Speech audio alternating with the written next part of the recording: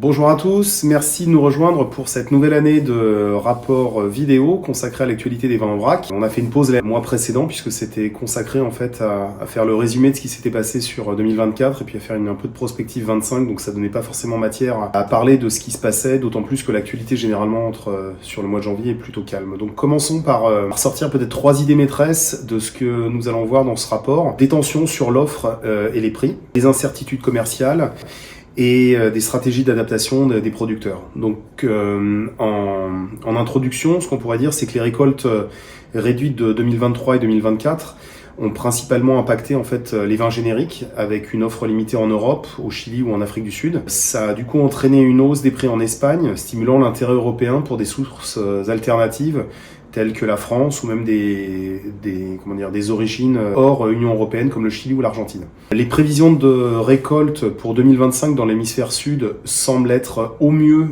au niveau de la moyenne. Et autre fait important, comme on le disait en tout début, c'est le récent différend commercial entre États-Unis, Canada et Mexique, qui a accru les craintes de restrictions, de restrictions commerciales dans le secteur vin. Ça s'est traduit d'ailleurs par des exportations de vins italiens ou même en plus faible quantité de vins français vers les États-Unis sur les derniers mois de l'année 2024, juste après les élections, pour éventuellement éviter en fait d'avoir une taxation qui serait arrivée quelques jours après la mise en place en fait du gouvernement Trump. Donc jusqu'à présent, les taxes ne concernent pas le vin, elles concernent uniquement l'acier et l'aluminium. Nous allons passer donc à la description de ce qui se passe dans les différents pays, en commençant toujours par l'hémisphère sud, avec l'Argentine, où la récolte 2025 devrait atteindre une moyenne de 2,2 millions de tonnes.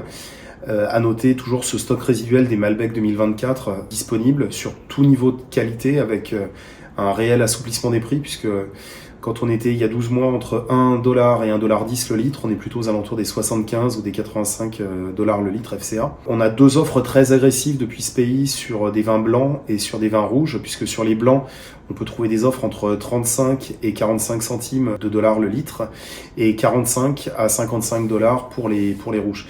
La problématique de ces prix, c'est souvent les droits de douane payés en tout cas pour une arrivée en Europe, et la mise à FOB qui coûte assez cher. Passons au Chili où la récolte 2025 devrait être moyenne ou légèrement inférieure, avec une baisse du tonnage principalement due en fait à l'arrachage de vignes. Il y a une forte demande de vins génériques, principalement approvisionnés d'ailleurs par des clients européens. À noter que les cours pour des blancs génériques non millésimés se situent entre 65 et 70$ le litre, avec très peu de stock encore une fois. Et sur les rouges, on est un peu plus agressif puisqu'on est aux alentours des 50 à 55$ l'hecto. Passons à l'Afrique du Sud où la récolte 2025 devrait être inférieure à la moyenne à long terme. L'origine de cette baisse, c'est plutôt un manque d'investissement dans les vignobles. La situation du marché, c'est que tous les vins de 2024 sont vendus. On n'a quasiment aucune offre disponible. Les fournisseurs souhaitent sécuriser des contrats pour le millésime 2025 avec les acheteurs internationaux, car la demande intérieure a été elle aussi très forte. La récolte est en full swing, comme on dirait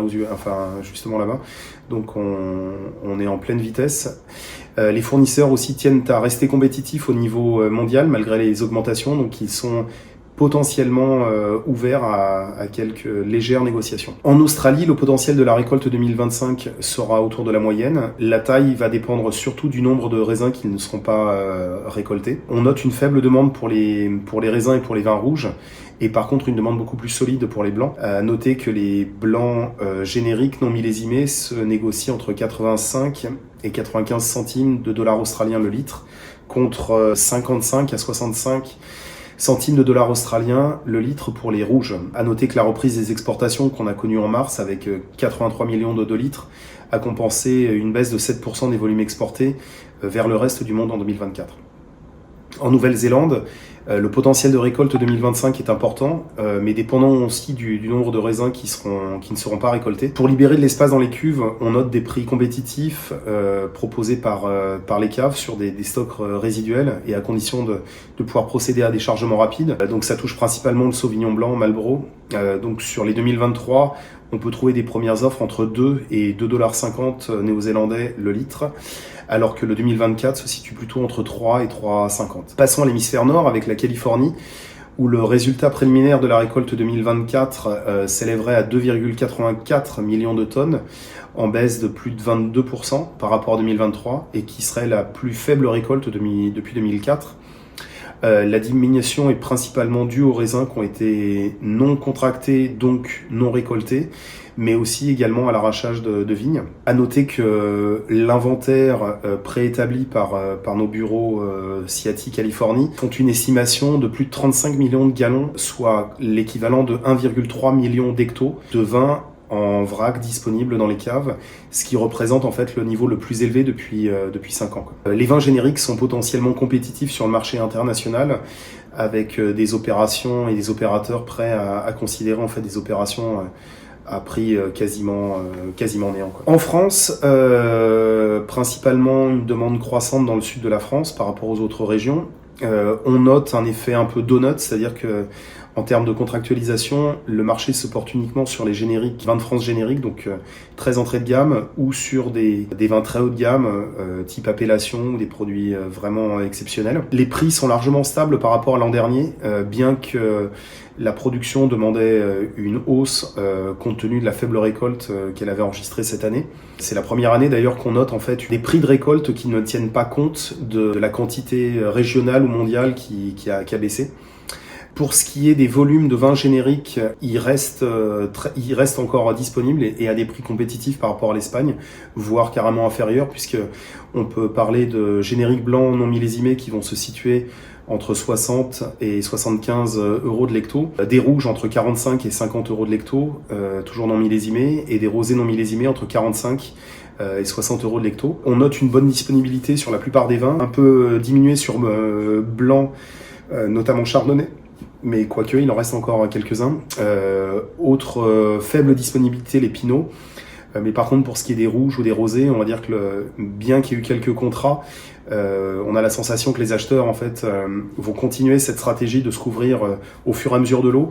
Donc les rosés, ce sera peut-être les premiers rayons de soleil et les premières journées un peu chaudes qui vont lancer réellement le marché. Passons à l'Italie où l'offre est limitée en blanc et en rouge générique avec des prix en hausse, puisque le générique blanc sur des niveaux d'alcool à 10,5 se négocie entre 65 et 75 euros de l'hecto, avec surtout des origines pouilles. Donc on est quasiment à 6,50 €, entre 6 et 6,50 le degré hecto. Les rouges génériques, entre 11 et 12, se situent entre 58 et 70, donc ça recoupe ce qu'on vous disait au préalable sur les prix français qui sont vraiment très compétitifs.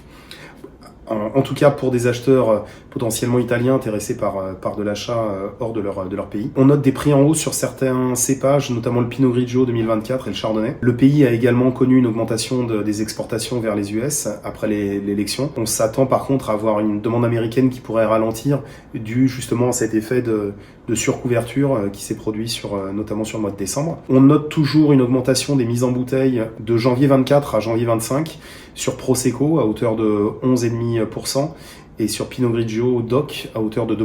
Enfin, finissons par l'Espagne où le marché s'est rendu compliqué par des prix plus élevés sur la plupart des vins, pas que sur les vins d'ailleurs, aussi sur les mous mutés ou même les mous concentrés. Conséquence, encore une fois, des récoltes réduites entre 2023 et 2024. Le niveau des transactions qui étaient soutenues en début de campagne d'achat commence à ralentir, principalement compte tenu de la hausse des prix. Les acheteurs peinent désormais à trouver des vins à des niveaux de qualité souhaités et surtout avec des prix acceptables. On a toujours cette problématique de trouver aussi certains gros degrés, notamment sur les blancs. On envisage ou on espère un assouplissement général, mais qui ne devrait pas en fait avoir lieu avant la mi-2025, sachant que les chargements des vins sous contrat se déroulent sans problème puisque tous les contrats qui ont été réalisés jusqu'à présent étaient faits sur des périodes assez courtes, donc qui permet facilement en fait aux caves de pouvoir annuler quand les contrats sont dépassés de quelques jours. Voilà tout ce qu'on pouvait dire en tout cas sur l'actualité du mois de février. Que vous dire de plus? Merci encore pour la diffusion de Vincéo. Je vous donne rendez-vous physiquement. Vous avez l'occasion de venir à Provine. On sera présent donc du 16 au 18 mars. Notre stand A21 dans le hall 12. On a hâte de vous y voir. Bon mois, bon ski et puis à très bientôt pour un nouveau rapport vidéo. À très bientôt. Au revoir.